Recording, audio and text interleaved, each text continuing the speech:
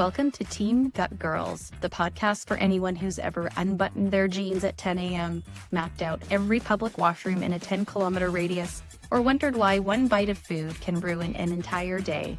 We talk about bloating, constipation, diarrhea, reflux, nausea, abdominal pain, histamine chaos, and all the quiet gut symptoms you're told to just live with. Join naturopathic doctors Dr. Whitney Baxter, Dr. Christina Carew, and Dr. Dominique Vanier. Your gut is talking, and we're here to help you translate.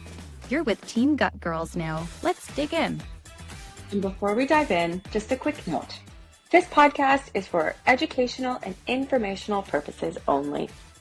It's not meant for medical advice and doesn't replace working with your own healthcare provider. We're sharing general information, not diagnosing or treating anyone.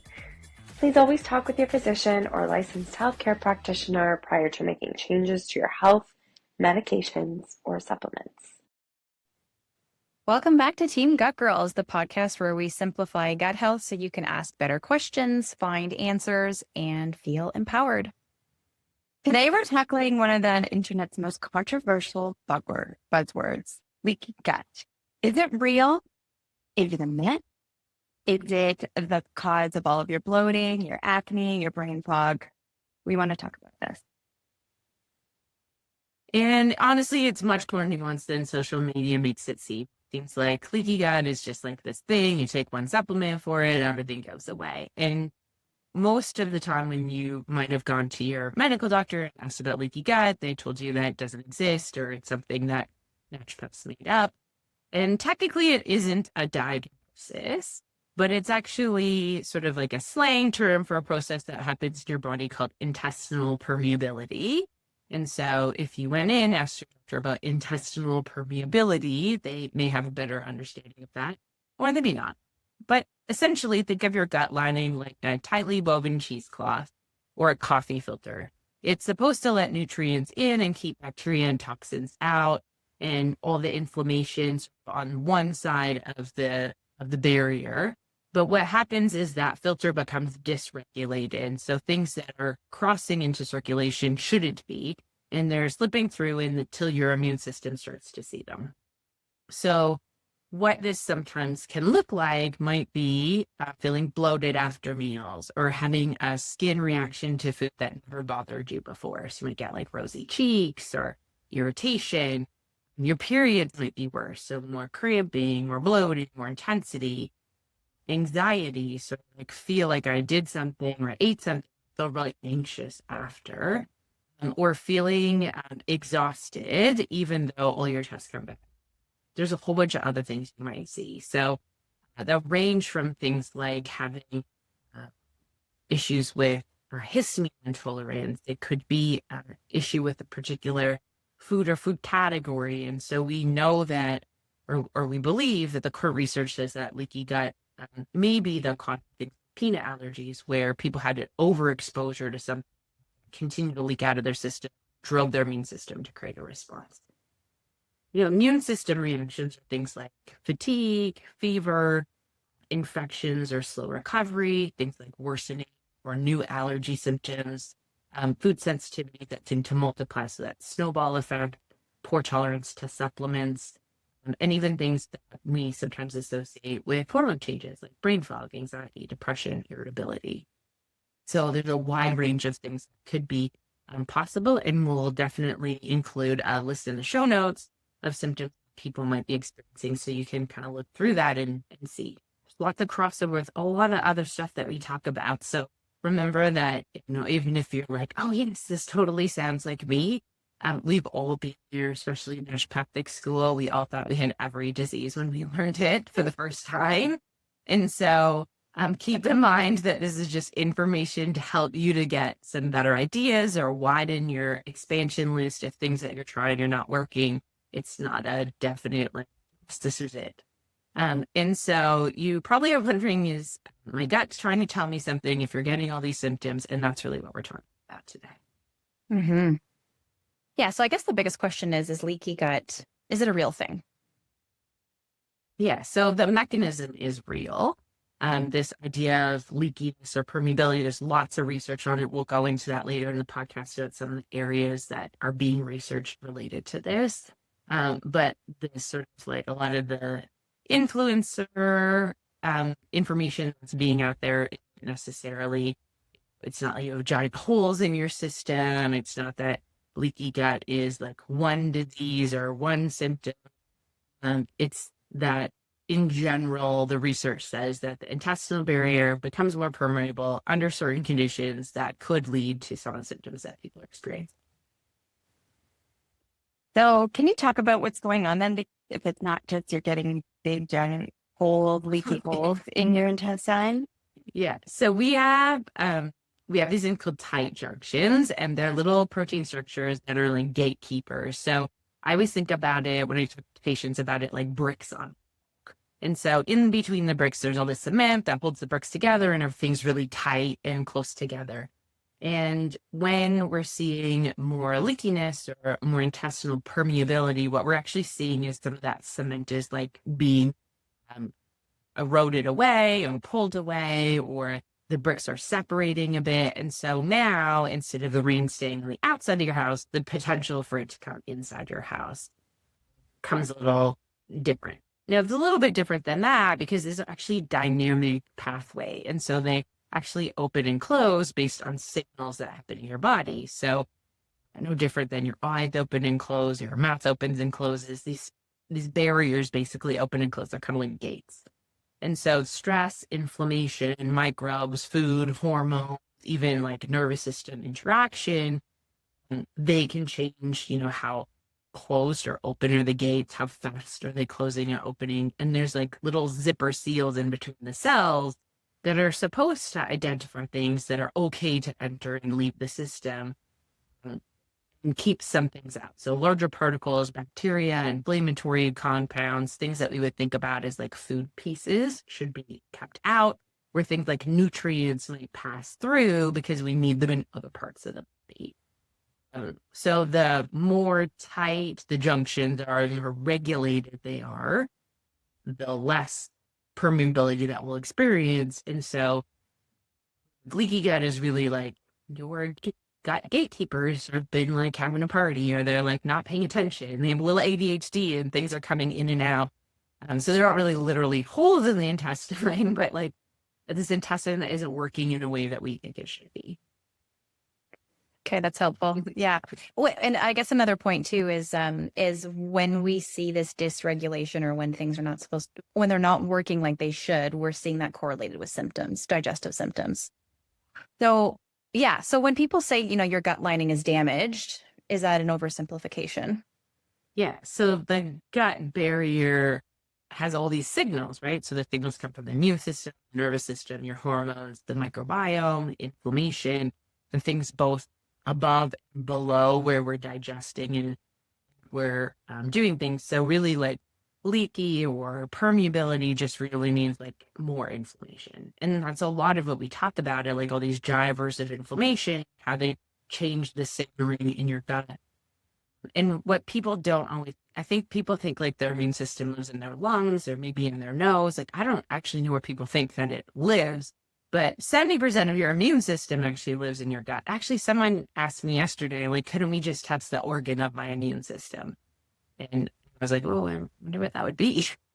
And so the gut literally is part of the immune system. That's why they call it like the second brain. And so when the barrier becomes irritated or permeable, the immune system's like, well, something's going on in here that shouldn't be going on. And so we get more inflammatory signaling in the body. And so leaky gut may be a contributor to both symptoms, but even disease, but it doesn't always mean that it's involved, but it could be. So when people have experienced bloating, fatigue, food sensitivity, skin flare-ups, those might be things that we're starting to think about could be contributed by leaky gut.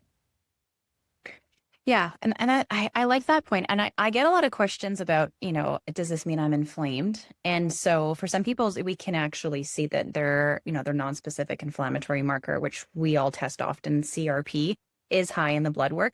But for a lot of patients that have functional digestive issues and this intestinal hyperpermeability, we may not see that systemic inflammation, but there definitely is low levels of inflammation happening at the gut wall. So, okay, so next question would be, what does leaky gut actually mean? Yeah.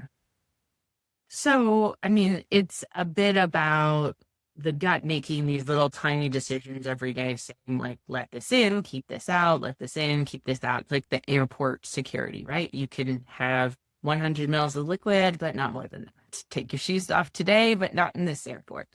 And so there's all these sort of like restrictions or rules that the gut is following. And when those rules become awry or things start to sneak through, that's when there's areas that become more difficult. And, our barrier really, at the end of the day, is one cell thing. And so when we think about, oh, it must be just all like layers and layers and layers of stuff, it really isn't. The part that keeps things in and out is actually very minuscule. We can't see it.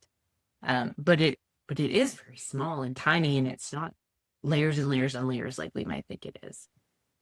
And I think what confuses people the most is how it escapes, or how things like show up on the skin or outside of that gut. Yeah. So remember, it's like dynamic. So it's like those grocery store doors that open and close, and because something passes by, it like decides whether to open or close. The same kind of idea. And so, how does things get dysregulated? It's like anything in our body. We have a signal, or we have an experience changes how our body responds to things. So our blood sugar becomes dysregulated, or we have a really stressful environment, or we get sick, or we're going through hormone changes, whether that's in the teenage years or in menopause. Maybe we're also having outside contributors. So when we think about things like mass activation, which we talked about in one of these podcasts, or environmental triggers, these are all playing a role in what our intestine does, on top of things like medications, probiotics, supplements that we might be taking, antibiotics that we might be taking. So there's all kinds of different things that are going to affect it. It doesn't mean every time you do something that your barrier gets, disoriented or dysregulated. It just means that, sometimes that could be a thing that happens, whether that's the primary reason you're feeling that you are, or something else. Let's talk about how leaky gut might even start to happen. So I've been doing a bunch of presentations on this lately. And so I kind of tried to break it down to like, what actually happens. So there's some kind of trigger, which we just talked about. That barrier then becomes disrupted. And so when the barrier is disrupted and things leak through, then our immune system sees things where it shouldn't be seeing and starts to get activated. So it's like, hey, this shouldn't be here. I'm going to create an immune system response to it. A single immune system response to anything that's not super strong is not going to create this like ongoing cascade of things. But when we get a multiple immune responses on top of each other over and over again, that's when we're starting to see all kinds of things that start happening. And so immune dysregulation, like all of the energy or a lot of the resources your body are allocated to this immune system. Why, when you get sick, you feel so tired, right? You want to sleep longer because your body is taking energy and like redirecting. And so as that starts to happen, your nervous system gets involved. We feel more cranky, we feel more irritable, we feel more anxious, maybe not sleeping as well. Like all those things start to happen when our immune system's kind of taking these resources and reallocating.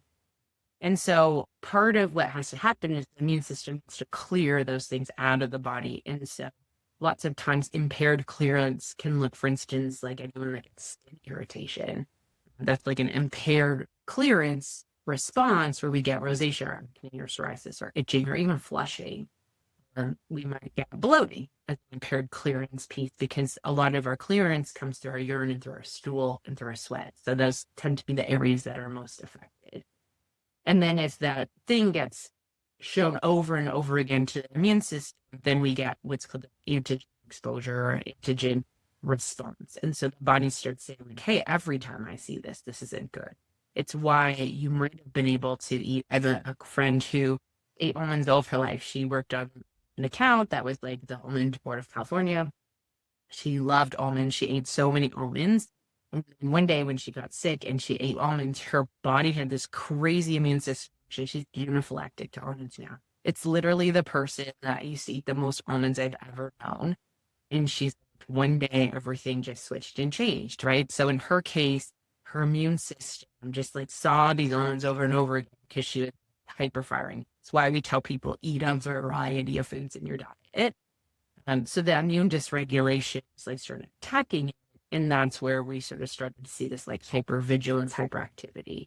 And so the immune dysregulation means that we lose tolerance to that food anymore. We're sort of more hyper responsive, and the more of this cycle that keeps going, then we don't have that barrier rehealing and kind of restoring. And so we have this sort of cascade of things. It's not like, oh, the first time I have an exposure to something, I'm going to disrupt my barrier. It's over time, these things accumulate. It's interesting because leaky gut, you'll see it spread out through many conditions, right? It's not like leaky gut itself as a condition. And this is, this reminds me of the first time I was ever exposed to celiac disease. One of my really good friends, we were, halfway through university, she went on exchange. She got a parasite. I think she was in Thailand. It was a long time ago, and had gastroenteritis. And then at some point developed celiac. She had the genetic predisposition and then lost a lot of weight. And then with that, like there was significant leaky gut or intestinal permeability happening, right? So we can see it in things like allergies and things like celiac and things like IBS.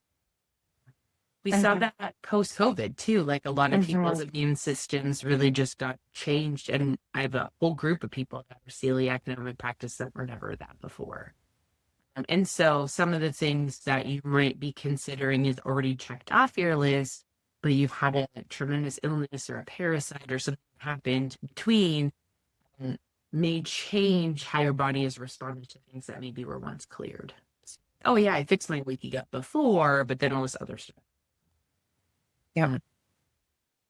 Maybe we'll talk about some of the myths. So one of the myths is like everyone with bloating has leaky gut. What do you think of that? I think whenever you see things on social media that there's an answer to all things, right? It's really easy to make a post about that. And I mean, I'd love to break this down with the two of you, but we all learned about the 4-hour protocol in school as naturopathic doctors for every talk about that. Yeah. Oh, yeah. For every single digestion case, reduce, remove, repopulate, reinoculate. I don't know what it is. Yeah. I stopped. Deleted it out of my brain. But when we start to think about there's one answer to everything, or everybody's gut functions the same way, we can lose our good question asking and a good history taking with what was your trigger, right? What's going on in your environment? What could have you been exposed to start being more specific about that? But what do you guys think about the 4-hour protocol? I think, if it sounds too good to be true, it probably is, right? Like if something is just so simplified to that degree, I just have leaky gut. So that'll, like, if I fix that, my bloating will resolve. Like it is so beyond just that one small piece. Yes. There's the gut-brain communication, the nervous system, the immune system, all these pieces that we can't just... Yeah. And one of the things that we'll talk about is just like, how do we approach healing leaky gut? And actually one of the things that is really critical is not adding in those antimicrobials until the entire system is calm, because you'll actually just make things worse and not better. And so sometimes people are really rushing to add in antimicrobials and not doing prep work. We'll see that people get worse, or maybe things don't work for them. And so that's a piece of understanding where's the role of all the pieces of the immune system, the trigger, and all of that pieces. I'd say another thing. Oh, go ahead. I think that's a good point to make. That if we do too much too soon, it could get worse, because people read about these antimicrobials, or they read about SIBO, they read about these things, and it makes sense. So people want it to be fixed really quickly. I think we're just used to that in medicine. Whereas like telling someone we have to stabilize you first can be difficult, kind of just the timeline thing. But so I think that's a really good point to make. Well, and even just the discussion of like, we need to heal your gut. For a lot of people, it's like, oh, it's just this thing, but it still feels really vague, right? And I think we need to talk a bit more about like, it's very condition specific, right? We have this condition. We need to calm the system down. This is how we're going to do it. And then when we talk about healing, it does mean actually that we're reducing this permeability aspect so that our immune system is not so activated. And so many of the things that do this also help heal and create calming in a lot of parts of the body. So remember, we're like, even though we're treating one part of the body, or you might see symptoms in one part of the body, the same mechanics work in other places. So keeping that part in mind. Mm-hmm. There's also, as Dr. Dominique discussed earlier, that there's no medical evidence around leaky gut and its relationship to health issues. And one of the things that I sent you guys a couple weeks ago was that there's this article about type 1 diabetes, and it was a research team that had reversed type 1 diabetes by healing leaky gut in 18 people in a trial population, which is really cool. What are some other things that you've seen or heard in the research about leaky gut's relationship to things? The intestinal permeability part, or leaky gut part, is part of disorders of gut-brain interaction. So we did one of, I think it's episode, I want to say 3 or 4, which, like we've talked about, is an umbrella term for at least 30 different conditions. And so we're seeing that as one of the mechanisms that lead to very specific symptoms like diarrhea, constipation, bloating. There's many others. So that's one kind of main category that we will see leaky gut in. We can see it in mood conditions too, like anxiety, depression, because it is like that systemic inflammation, and it can, like, those neurotransmitters and hormones and everything is communicating together. So if the gut is just dysregulated, and we calm that piece, then the communication can be a little bit better. And if the gut barrier is disrupted, the brain barrier may very well be disrupted, which is a piece of that. One of the other areas that's really growing is this like long COVID post-viral illness, and I'm actually doing a presentation on later in this year at the Gastro AMP, just like how leaky gut and this ongoing illness, virus, inflammation condition is maybe affecting our patients, and how we need to think about that differently. So lots of places that we're starting to see it pop up, and certainly, or maybe not under the name leaky gut, but intestinal permeability is basically the same thing. It's just maybe a little bit longer and harder to say. So maybe we can jump to some things about sort of like some conditions. We talked about some conditions already. I would say there's a few more maybe that we add just for people who are wondering. PMS would certainly be one. Autoimmune conditions, our favorite IBS could be one. Even sometimes people who have difficulty with weight loss or insulin resistance or elevated cholesterol, triglycerides, or food cravings. So certainly there's some metabolic clues that we might see beyond some things that we haven't done before. And so I guess some of the things that might be helpful for people to understand, like, what keeps our barriers open. And so this would be things we talk about in a lot of the podcasts that are like the foundations of health that we need to make sure are in place, regardless of the type of bloating condition we have. If people are under chronic stress or having poor sleep or infections or mold exposures, antibiotics, looked at inside use for pain, or medications for PPIs, microbial shifts, hormone shifts, anything that drives inflammation. And so it's really just about food. And like you mentioned, it's dynamic. So it shifts and opens and closes, and it's like this system in and of itself.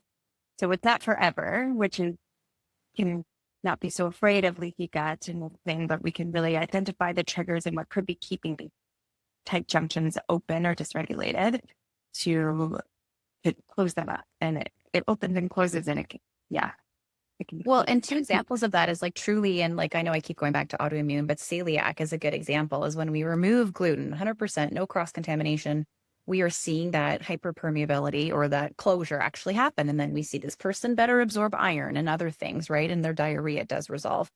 And then same thing with IBS is when we, for a lot of patients, when they will follow a low FODMAP diet, we can see this leaky gut picture decrease where that hyperpermeability literally has been studied to get to decrease.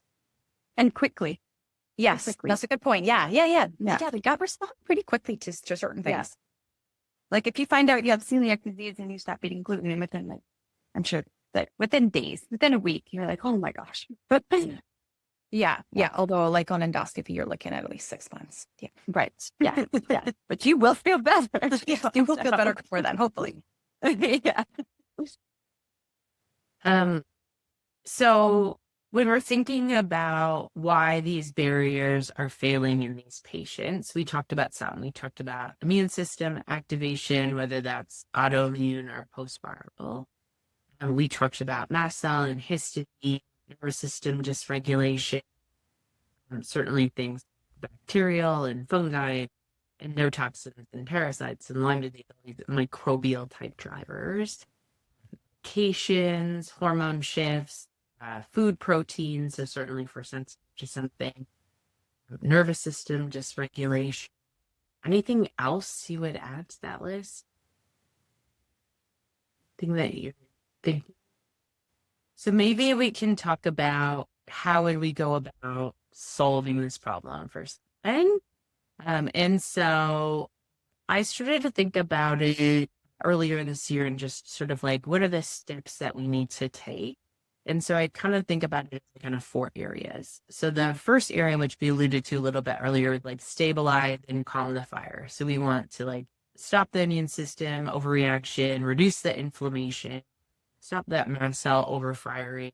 And there's research on lots of different tools to use for this. So these are things like flavonoids. So flavonoids can be things like quercetin, luteolin, rutin, gismagin, parsley, cinnamon, chamomile. So there's like all kinds of different things in these areas. Saffron, they really help with like bringing in the nutrients to stabilize the barrier, but also reduce some of this like histamine and mast cell. The second area in this stabilization are things that help with the mast cells. Those might be medications. They might also be things like vitamin C, magnesium, luteolin, DAO. Some vitamins can help.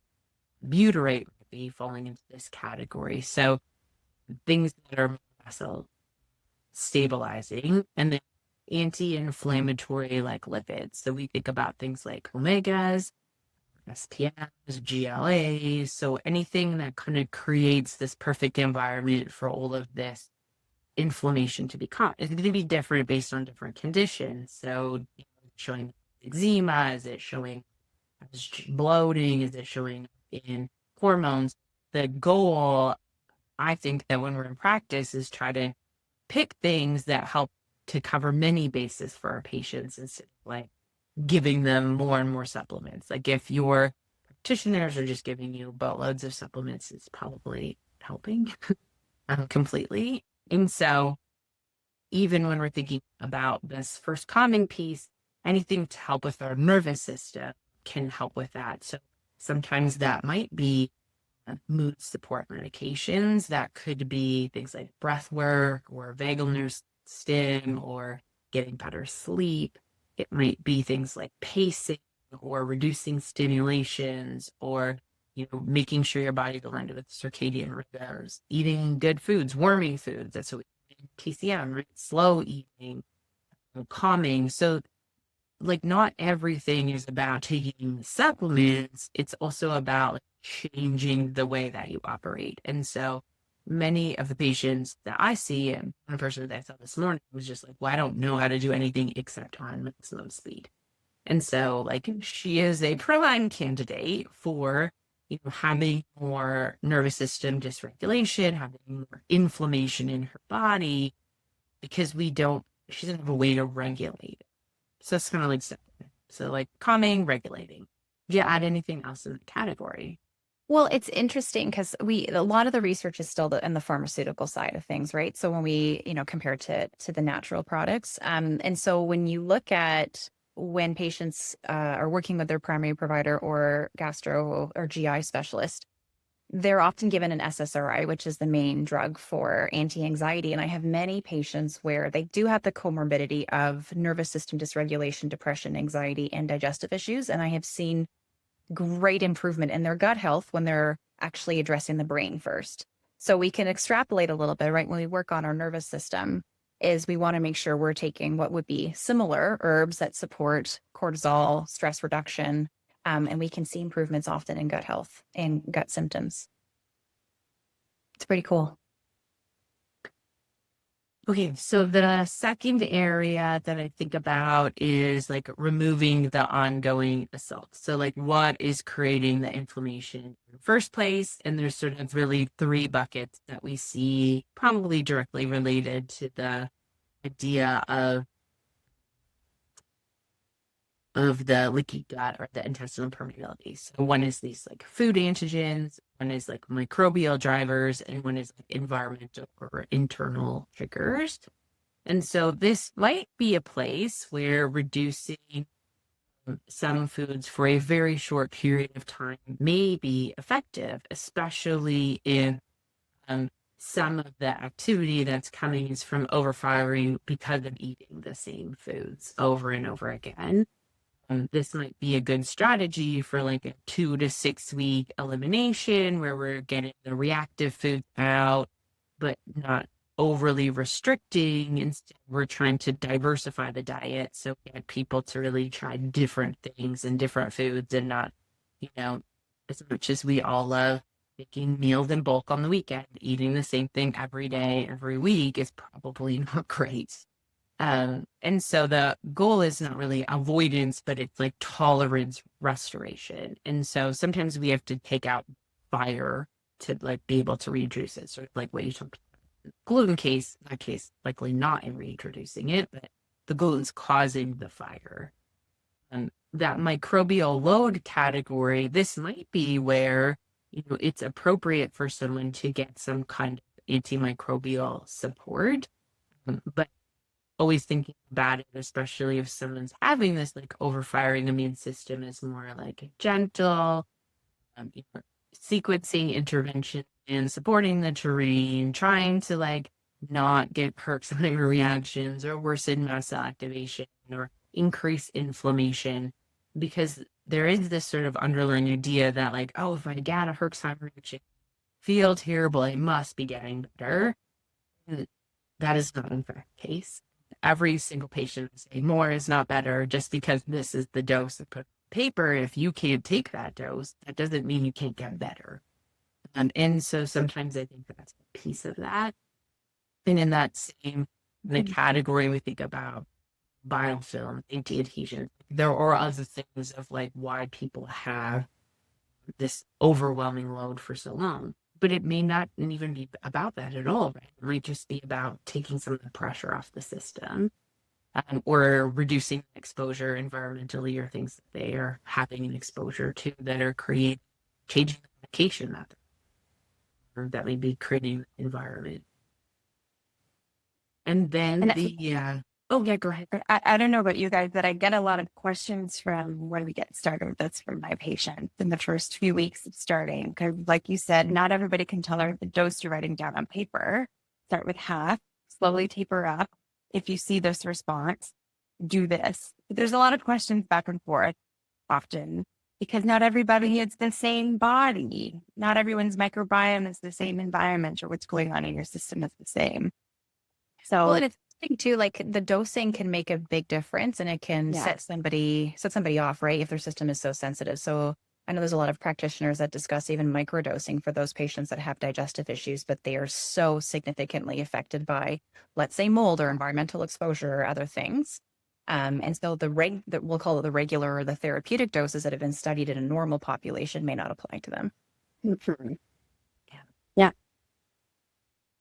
Yeah. And so the last piece of that puzzle is now repairing the barrier. So we want to like stop things changing the barrier function. So we need to like remove those, calm it all down, try to re-support those tight junctions, mucus and immune interface, the cellular turnover, mitochondria, like all the things that are affected. And throughout this time, we might see people get repeated flares. So they might get increased bloating, they might get more fatigue or more brain fog or more reactivity. And that's sort of what you're talking about earlier, is like when the repair isn't tolerated, simplifying the protocol is really important. Going back to some calming stuff, the nervous system, inflammation, cells, it can all be really helpful. And so that can be really helpful for people to be able to get restore repair. So it's unfortunately not one supplement, but kind of a series of things that might make a difference. And they might make a difference in a lot of different ways for people. And so it's not without, it's not like anything that you're going to do will not help. It's that maybe you're not doing some of the steps that you need to think about first. So maybe we can have some practical takeaways for people on what are sort of areas that we can talk about. So some ways that people could calm their nervous system. Yeah, you talked about some good ones, and everyone's different. I always kind of present some things for people and just say, whatever sounds like you could stick with this on a regular basis, that's for you. So if it is an app that kind of keeps you with this meditation every day, that's a prompt or something, great. If not, if it's deep belly breathing before meals, that's great. Something like that, or slower eating, being present with your meals, walking instead of these high intensity runs, maybe just need to shift into something different for a little bit. Just eating in a calm environment, that can make a huge difference. So just whatever, can be consistent for calming the nervous system is a great starting point.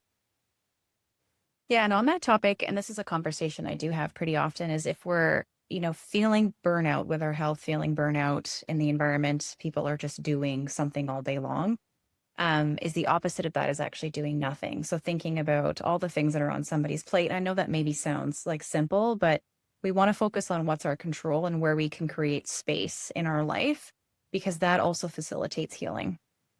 Let's say number 2 is like, don't jump straight into aggressive gut protocols. There's some things that, even just calming the system, support everything that you need, that you don't necessarily need to have antimicrobials. More supplements equals more stress, things you're asking your body to do always make you feel better. They can actually worsen your symptoms. And so taking something and not feeling good, it's not a reason to continue taking it. I think that you'll just work your way through it. Precision over piling. So if you're getting a ton of supplements, or you're looking at your counter and you can't see the top of it anymore, something is probably needs to be simplified. And I would say focusing on the foundations before restrictions. So instead of being obsessed over cutting out foods, like think about some of the foundations first, which include things like, sleep. What else would you go? Structuring your day to be kind of like what Dawn said. If you need to remove things, that's huge. I'm just trying to find something consistent where your body feels less in survival mode. Go, go, go. I need to do this and I need to do this. To kind of take things out a little bit would be good. So you can get that regular sleep consistency, those meal times. Yeah, the foundations I discuss with my patients are sleep, it's non-negotiable, fluid intake, trying to have some level of, like home cooked meals, right? Where you're making it in your kitchen, where you're nourishing your body, and stress and exercise. Those are the big pillars. And laughing. That's fun. Chilling out. Chilling out. Mm-hmm. Any suggestions on how to approach this topic with someone's practitioner? Well, and I think we know this from a different angle because we work with a certain population. So a lot of patients do feel dismissed when they bring up their gut symptoms. So we want to recognize that and validate that. There are some phrases that may be helpful when you're working with your doctor. So things like, I've noticed consistent bloating and fatigue after meals. Could we explore possible digestive or inflammatory contributors? Or even things like, I'm interested in understanding whether stress, sleep, hormones, digestion could be connected. Can we look at some blood work? Even bringing in like family health history, right? Like if somebody has a family health history of digestive issues or autoimmune, and we're starting to see some of those symptoms percolate into this specific patient, is having that discussion too with their practitioner. And then also the person can, have a discussion about focusing on sustainable lifestyle strategies before jumping into more of the extreme restriction. People will come in and say, okay, I've cut out gluten, I've cut out dairy, I've done all these things. I'm, and they're very regimented and they feel like they're doing it all right. But we can take a step back and make it more practical and, not be so restricted. Well, and the goal is to not I know we've talked about this before in other podcasts, but wouldn't it be so nice if we can just enjoy that glass of wine or that dinner on a patio and not have to think about it, rather than thinking about all the things that we can't eat, right? There's it's the opposite of taking out food from somebody's diet. Yeah. The guilt that could arise is not helpful. Mm-hmm. So quick recap. Today we're busting myths about leaky gut and whether it's fake or the root of every problem. We learned that the gut barrier is real science. It's also deeply connected to the immune system. So that's why you're feeling the fatigue, brain fog, kind of like little fluey sometimes. And our stress hormones also play a huge role, sleep and inflammation. And our biggest takeaway might be that healing is usually about attacking your body harder. It's sometimes really about reducing things that are when you're stuck in. So thanks for listening to Team Gut Girls. We are thrilled to keep bringing you more episodes on bloating. If you can believe it, we have at least a dozen more coming your way. Thanks for listening in to Team Gut Girls, and you can always visit the website to see past episodes. We're also on YouTube, Spotify, and wherever you get your podcast. Thank you for remembering better gut health changes everything. Thank you for joining Team Gut Girls. Like, follow, subscribe, and share our podcast with friends you think will want to know more about their gut. You can also visit us at teamgutgirls.com for show transcripts and more information, because better gut health changes everything. See you next time.